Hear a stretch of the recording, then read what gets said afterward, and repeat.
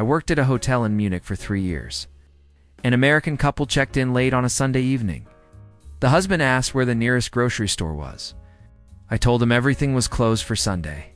He laughed. "What do you mean closed? It's only 8 p.m. I explained that in Germany, shops close on Sundays by law. He looked at his wife, then back at me. That's gotta be illegal. You can't just shut down the economy 1 day a week. I assured him it was very legal. He demanded I call my manager. My manager said the same thing. The man pulled out his phone and started Googling Germany's Sunday laws unconstitutional. He showed me an article about Sunday shopping in Berlin from 2003. It says right here it's being challenged. I pointed to the date. He read it again. His wife tugged his sleeve. "Honey, let's just order room service." He wasn't done. This is why socialism doesn't work. The next morning at breakfast, a woman from California asked for ranch dressing. We didn't have ranch dressing. She asked if we could make some. I explained we don't typically serve ranch dressing in Germany. She said, "Well, you should. It's a basic condiment." I offered her other dressing options. She waved them away. "Do you have mayonnaise and buttermilk?" We had mayonnaise. She proceeded to instruct our chef on how to make ranch dressing. He politely declined. She left a note in our comment box. "Hotel lacks basic American amenities. 2 stars. A man from Texas checked in during Oktoberfest week. He wasn't staying for the festival, just passing through. He came down to the lobby wearing full lederhosen. Authentic-looking ones. Expensive." I complimented them. He beamed. "When in Germany, right?" I nodded. He asked where everyone else was wearing theirs. I explained that lederhosen are traditionally Bavarian, and most Germans don't wear them outside of festivals. He looked confused. "But this is Bavaria," as I said. "But Munich residents don't wear traditional dress casually." He insisted he'd seen photos of Germans in lederhosen everywhere. I gently noted those were probably tourists at Oktoberfest.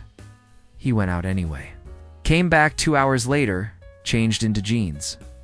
Never mentioned the lederhosen again. An American woman walked into our gift shop with an empty water bottle. She demanded a refund for the deposit. I asked if she'd purchased it from us.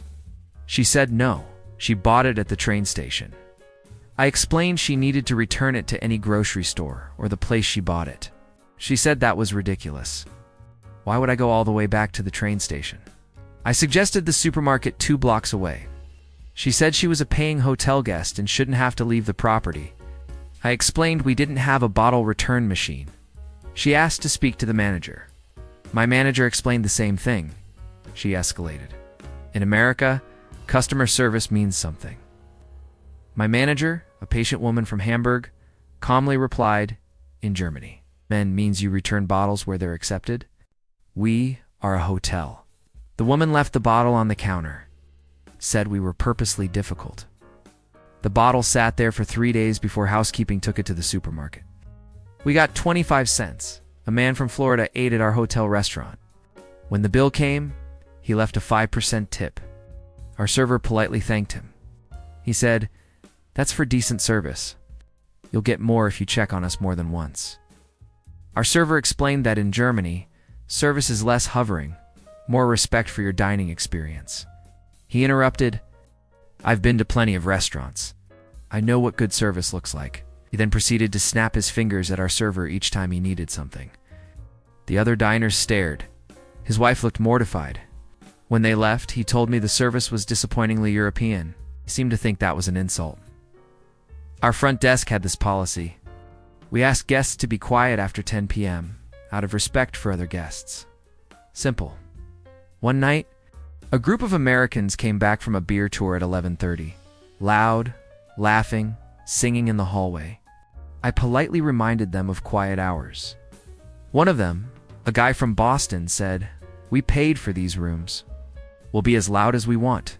I explained that noise complaints affect all guests. He said, "Then they should have booked a hostel." His friend chimed in, "Yeah, if they can't handle noise, that's their problem." I stood there waiting. Finally, one of the women in their group apologized and herded them to their rooms. The next morning, Boston guy complained that his room was too cold. I adjusted the heating. He said, "See? That's the service I'm talking about. Just fix the problem." He tipped me €2. I suspect he thought he was being generous. A couple from Ohio asked if we could store their luggage after checkout. Standard request. Sure. They'd be back at 6 p.m. to collect it. They showed up at 9 p.m. I brought their luggage. The husband said, "Why isn't there a 24-hour luggage service?" I explained that our desk closed at 11 p.m. and reopened at 6 a.m. He said that was completely unacceptable for a 4-star hotel. I apologized for any inconvenience. He wanted to know what we'd do to make it right. I offered my apologies again. He stared at me. "That's it? No discount? No free breakfast?" I explained they'd already checked out and had their breakfast.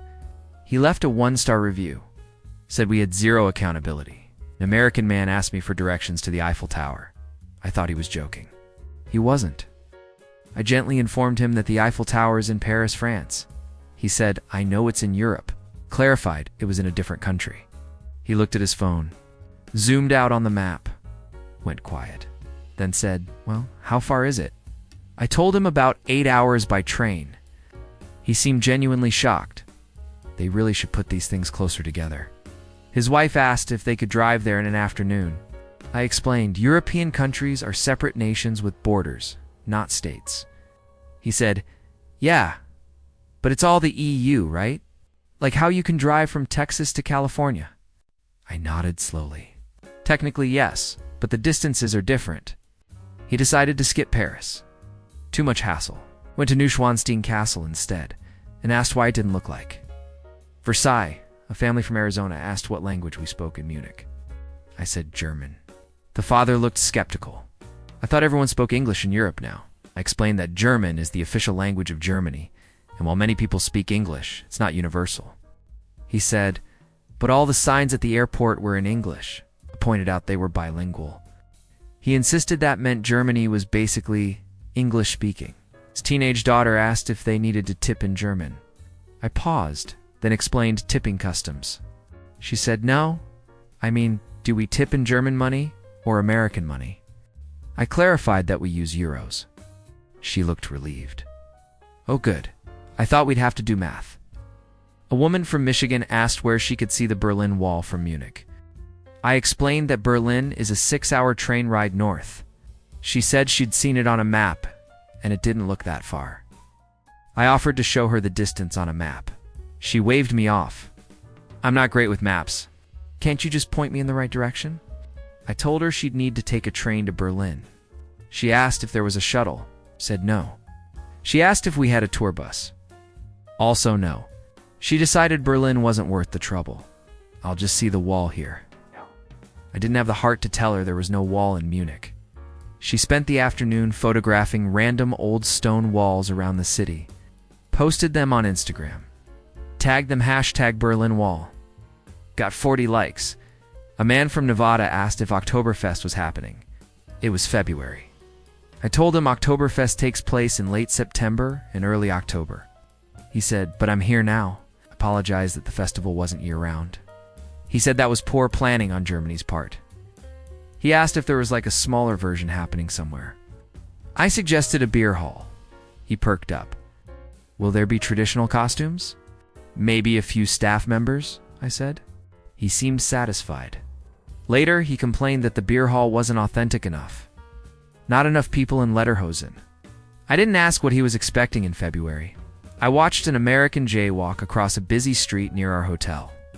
A German man yelled at him from the sidewalk. The American turned around, confused.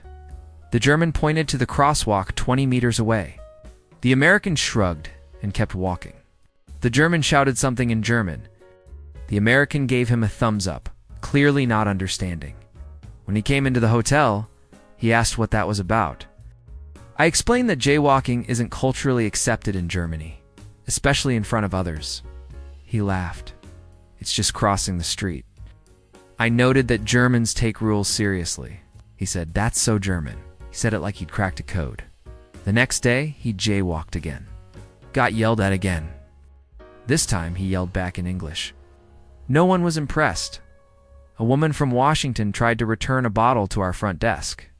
Again, different woman, same problem. I explained the fan system and directed her to the supermarket. She said she didn't understand why it was so complicated. In America, you just throw bottles in recycling. I explained that Germany's deposit system encourages reuse and reduces waste. She cut me off, but I already paid for the bottle. I clarified she paid a deposit which she'd get back when she returned it. She said that was a scam. I assured her it was a highly effective recycling program. She asked if she could just leave the bottle with me and I could return it. I said no. She left it on the counter anyway. We now had 2 bottles. A man from Illinois brought a bottle into our restaurant at 10 a.m. on a Sunday. He was sweating, out of breath. He asked where he could get more beer. I said shops were closed on Sunday. He said he'd just buy it at a gas station. I explained that gas stations can't sell alcohol on Sundays except in very limited circumstances. And even then, not strong beer. He was baffled. What if you run out during a party? I suggested planning ahead. He said that's absurd. What if it's an emergency? I asked what kind of emergency required beer on a Sunday morning. He didn't have an answer. He ended up drinking at our hotel bar. Left a note saying Germany needed better alcohol access laws. A couple tried to use the sidewalk to skateboard. They were in their 40s. Helmets on, cruising. An older German woman stopped them and said something sharp in German. They didn't understand. She pointed to the bike lane. They looked confused.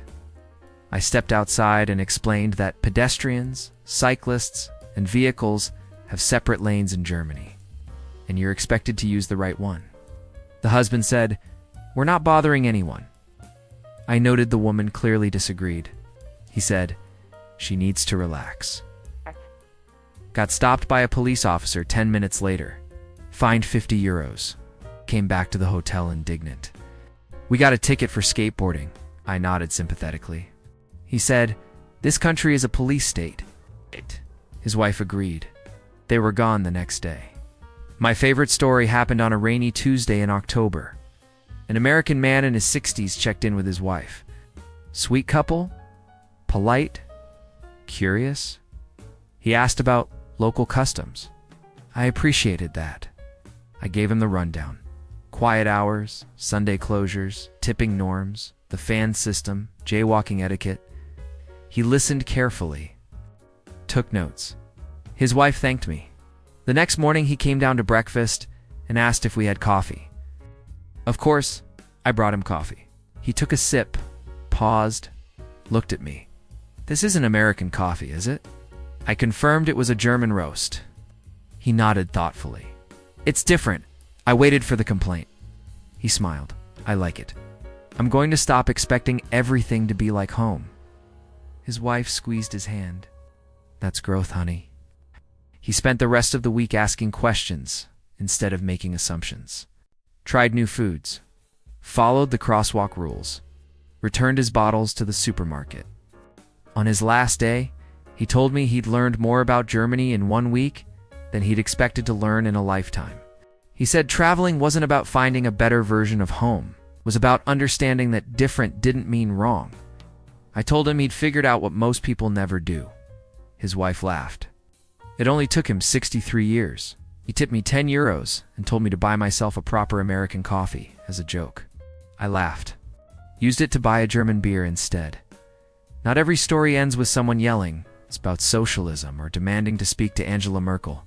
Some people come to Germany, get their ego checked, and leave better for it. Those are my favorite guests.